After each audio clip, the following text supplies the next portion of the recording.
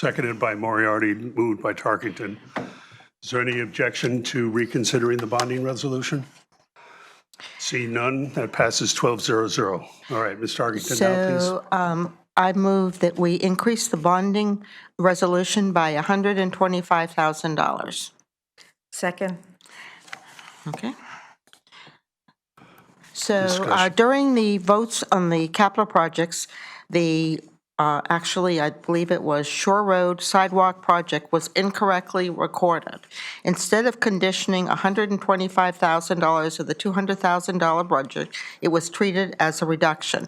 Therefore, the bonding resolution was understated by $125,000. Since the total project of $200,000 was approved by the BET, only the bonding resolution needs to be amended from $76,106,000 to $76,231,000. Just to clarify, this is the Shore Road South project, or what I would call West. Does anybody have any discussion on this? Seeing none, does anybody object to unanimous consent? I think a bonding resolution, we should. Maybe take a we vote. should have a Yeah. record vote on a bonding resolution. Yeah, please, take a record vote, please, Karen. Olczak, Yes. DeChamp, Yes. Aurora, Yes. Selps, Yes. Vasiliotis, yes. Fisher, yes. Tarkington, yes. Moriarty, yes. Okay. Yes. Jansen, yes. Calb, yes. Alfano, yes. All right, that passes 12-0-0. Thank you. Then we also need to approve the bonding resolution as amended. Second. Moved by Selps, seconded by Tarkington to approve the bonding resolution as amended. And could you, for the record, Roland, state the new number for us? The new number is $76,231,000, correct, Roland? Okay. Okay, Thank you. Point of order, I have a question, because we haven't done amendments to amendments. So by reconsidering the bond resolution and the vote to increase it to the 76 million, do we really, it's not really an amendment as written, right? It's, Well, we are, it's really not, I mean, we're voting to amend it by 125,000, even though we're, to increase it is amending it by 125,000, so we prior now have motion to. wasn't to replace. Okay, thank you. So we still need to approve the bonding resolution as amended by the increase of 125,000. So, Roland, could you just please state for the record the new number? I know that it was stated by, 76,231,000. Any other discussion? We have a record vote on this, I think. yes. Please. Alfano, Yes. Kalb, Yes. Jansen. Yes. Weisbrod, Yes. Moriarty, Yes. Tarkington, Yes. Fisher. Yes. Vasiliotis is a yes. Self? Yes. Thank you. Aurora. Good job. Yes. And Olczak. 12-0-0. Okay. Are there any other motions or amendments, really be amendments, to come before the board? Last call? Seeing none, we have before us the original motion from day one to approve the budget, which would now be a motion to approve the budget as amended. Is there any discussion? Well, Don't we I have think to you've got to approve the mill move, rate? you've got to move the budget as amended because we Because it made was all only the- moved, all right. Right. So I will move the budget as amended for approval by the BET. Could I have a second, please? Second. Seconded by Mr. Kalb, thank you. Any discussion? Seeing none, would you take the roll, please? Yes. Olczak, Yes. DeChamp, No. Aurora, Yes. Selps, Yes. Vasiliotis, pass. Fisher, Yes. Tarkington, Yes. Moriarty, No. Weisbrod, No. Jansen? Pass. Kalb? Yes. Alfano? Yes. Vasiliotis? No. Jansen? Yes.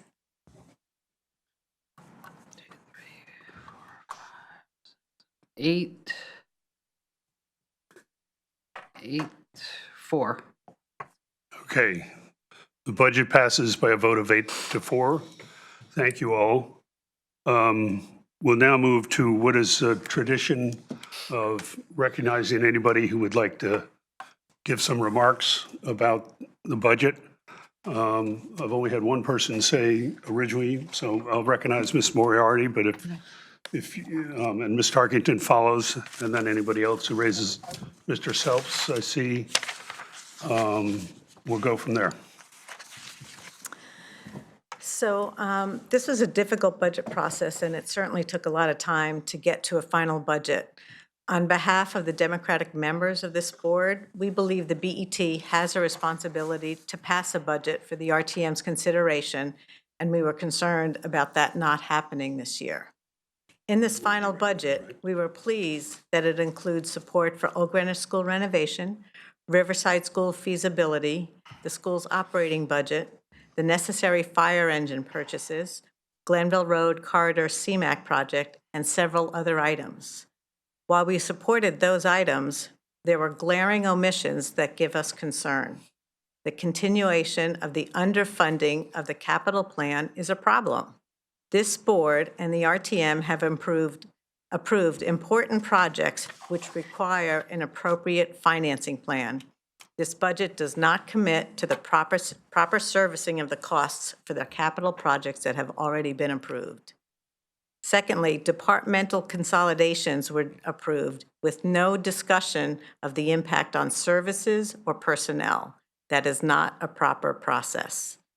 Third, lack of planning for addressing resident concerns about traffic, pedestrian safety, ADA accommodations, stormwater drainage, as expressed in the community service and the public comments we've received.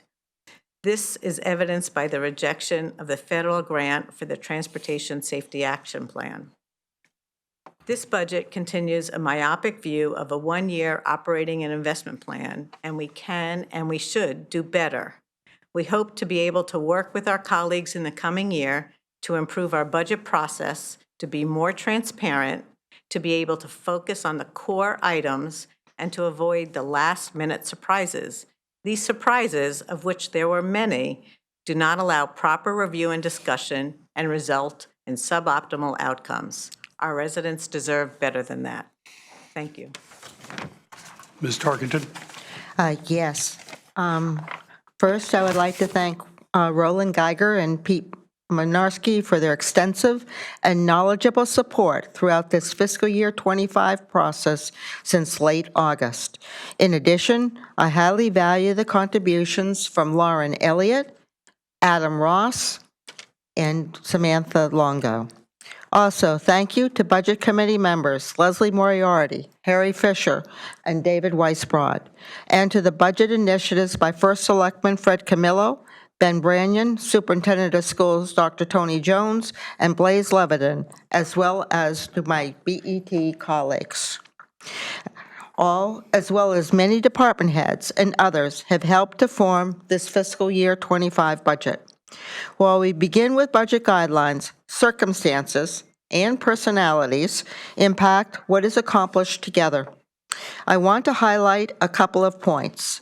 Capital projects at a combined fiscal year 25 plus fiscal year 24 interims appropriated is at a record $144 million, a 29% increase over fiscal year 24 and $4 million more than budget guidelines. Operating is up 4% year over year. The total amount to be financed in the fiscal year 25 budget in the general fund is $501 million, again more than the $500 million in budget guidelines. This is a 4% increase over fiscal year 24. The town is fortunate The property tax revenue is projected to increase by 4% as real estate building permits continue to be strong here in town. With these comments and this fiscal year 25 budget approval, there is substantial work to remain within the fiscal year 24 budget and that of fiscal year 25's budget. Thank you. Mr. Phelps? Thank you, Mr. Fisher. I want to recognize the concerns raised by my colleague, Ms. Moriarty, but I want to congratulate this BET for being able to pass a budget with at least a measure of bipartisanship. And in particular, I want to recognize our colleagues who helped us protect the school's operating budget and who funded Old Greenwich School. All of you have heard me, probably for 2 years now, talking about the importance of the Old Greenwich School project to the city, to the town and to the community. I think it's an important milestone. I want to thank all of my colleagues. I know that this was not an easy decision for some of you, but I think it is an important milestone. From our perspective, the Democrats, as Ms. Moriarty said, and I'm not going to repeat her comments, this is not a perfect budget, but it's clearly deeply preferable to the risks and the chaos of no budget. And the certainty of funding of Old Greenwich was certainly decisive for me. I hope that we can continue to work in a bipartisan manner, and I hope that we can address some of the concerns raised by Ms. Moriarty. But a budget passed today is definitely a step in the right direction. Thank you. Anybody else care to speak? Can I make, Ms. Aurora, please. I just wanted to, just for those listening in, I think the budget, I just want to kind of echo some of what Stephen's comments. I think this budget process took longer than in the past because I think there really was a commitment on both sides in wanting to work together to get to a final budget that, like Stephen said, while I don't believe this is perfect, it does highlight the commitment of our board wanting to work together for the betterment of our community. So just wanted to give those Thank 2 you. cents. Anybody else? I just would like to. Yes. Oh, I'm sorry. Do you want to speak? Yes. Oh, I'm sorry. Ms. Fasciotis, please. I just wanted to say that while this budget has passed, I could not vote for the type of spending that this budget envisions, nor could I vote for the mill rate that will result from this budget. This BET just did not do the hard work to reduce spending when it could have done so. I outlined reasons during the budget process why the Board of Education budget, which received everything promised to them plus an additional $2.4 million over that, for over $10 million increase, as to why they should have had a reduction in their budget, and I think it bears repeating. We hear the voters, protect core academic programs, athletics, arts, and special ed. Our guidelines did just that, but this budget gives Tony Jones more money than what our guidelines envisioned, and to what end? It is clear that more money does not result in better outcomes for our kids, and that can't be blamed on a lack of funding. We pay the highest salaries and we pay the highest costs per students in the state for our peer school districts. Something is not right here. The Board of Ed does not have a funding problem, even with the extra $2.4 million it is receiving in this budget. The Board of Ed has a management problem.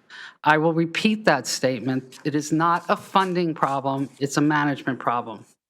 In the course of our budget deliberations, we heard that on one Friday, the school district had 120 teachers not come to work. And again, I did the math. There are 190 elementary school classrooms. By my math, on that one day, about half of the elementary school classes did not have regular teachers. Put another way, they did not have learning continuity. We even heard it during the budget public hearing where students at the high school said that their classes were not covered because there were not enough teachers in the classroom.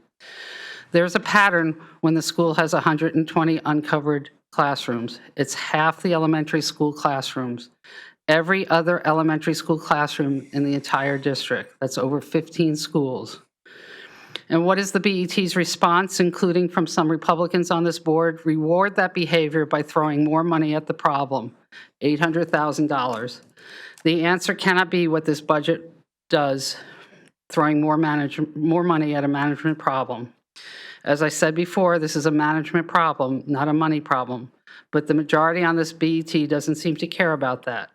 This budget rewards no accountability on the part of the superintendent or the Board of Education. It's that simple.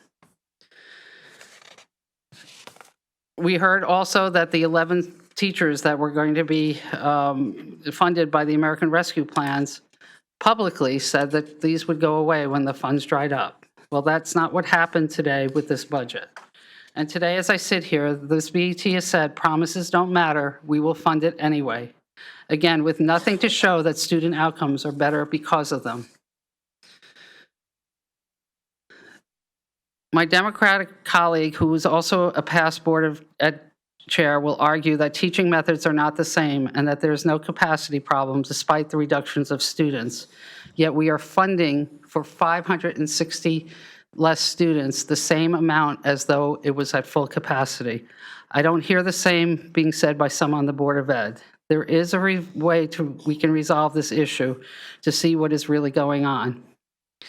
I can go on with the Board of Ed, but I won't. Transportation, special ed costs, and settlements, there's plenty of opportunities for the Board of Ed to reduce spending if only they would roll up their sleeves and do the work. So it's frustrating when this BET rewards the Board of Ed and the superintendent for not doing the work that they should be doing.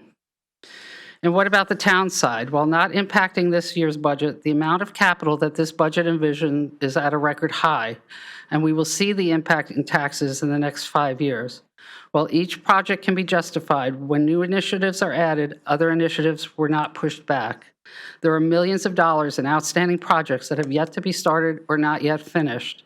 There are millions of dollars of uncollected state grants and refunds yet to be collected by our town.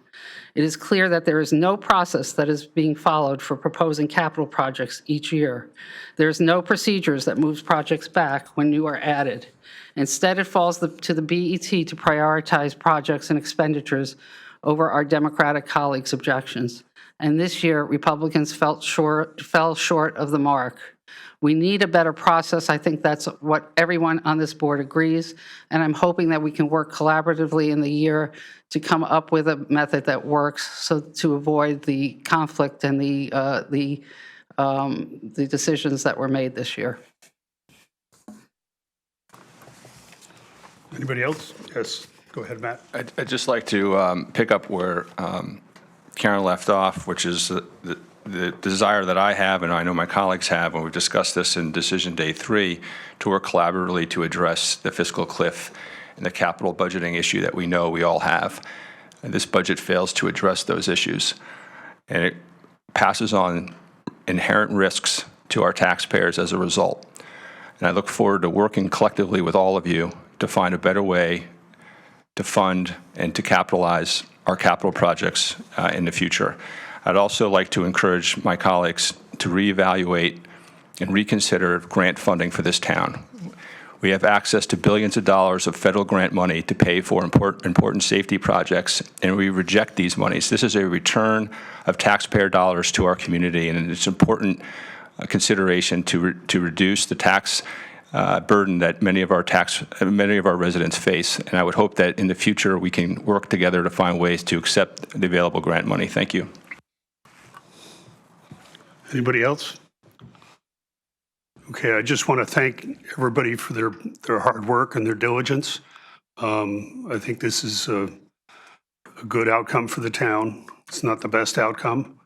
I think on a process and procedure, I hear my colleagues' comments about that, and I'll certainly do my best to work with my colleagues on how we can improve our process and procedure, because I think there's always room for improvement, and the examples of the last 2 years give me pause.